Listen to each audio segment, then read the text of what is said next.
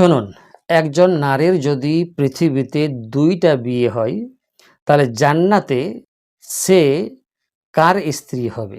ইসলামী তথ্য অনুযায়ী আমরা জানতে পারবো যে জান্নাতে নারী সেই স্বামীর সাথে থাকবে যার আখলাক সব থেকে ভালো ছিল বা যার তোর চরিত্র সব থেকে ভালো ছিল।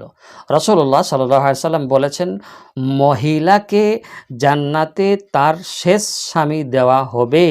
ইমাম বাইহাকি রাহিমাহুল্লাহ এবং শুআবুল ঈমান হাদিসের মধ্যে ৮২৯২ এনেছেন যে মহিলা জান্নাতে তার শেষ স্বামীকে দেওয়া হবে।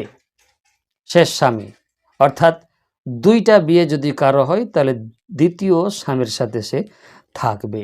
আরেকটি বর্ণনায় আসছে যে সে জান্নাতে সেই স্বামীর সাথে থাকবে, অর্থাৎ যার ২টো বিয়ে হবে সে সেই স্বামীর সাথে থাকবে যে তার দুনিয়ার স্বামীর মধ্যে সর্বোত্তম চরিত্রের অধিকারী ছিল। আপনার যে তাফসীর কুরতুবী সূরা আর-রা'দ ২৩-এর ব্যাখ্যায় এখানে বলা হয়েছে যে জান্নাতে সেই স্বামীর সাথে থাকবে স্ত্রী যে তার দুনিয়ার স্বামীর মধ্যে সর্বোত্তম চরিত্রের অধিকারী ছিল।